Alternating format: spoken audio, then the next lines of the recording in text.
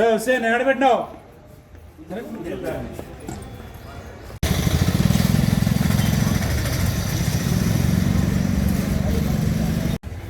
వచ్చేటప్పుడు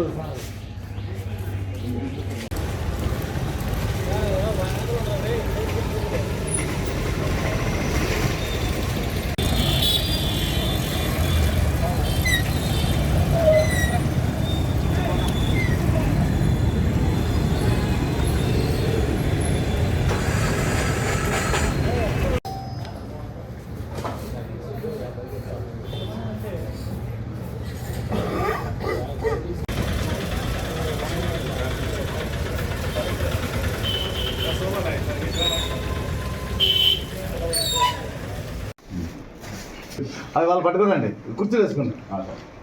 నలుగురు తీసుకురా ఇట్లా ఈచ్ ప్యాకెట్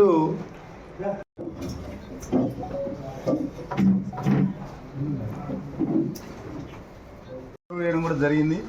నిరంతరం నిఘా ఉండాలనే ఉద్దేశంతో వాళ్ళ తల్లిదండ్రులు కూడా పిలిచి, మాకంటే కూడా వాళ్ళ తల్లిదండ్రులు ముఖ్యంగా తెలుస్తుంది ఇంట్లో అబ్బాయి గురించి. మా దగ్గరకు వచ్చేసరికి సమాచారం లేట్ అవుతుంది. వాళ్ళు రోజు చూస్తుంటారు కాబట్టి ఏ రోజైనా సరే అనుమానం వస్తే వెంటనే తక్షణమే మాకు చెప్తే దానికి తగిన చర్య తీసుకుంటాం. దాని గురించి వాళ్ళ తల్లిదండ్రులు కూడా పిలిపించడం జరిగింది.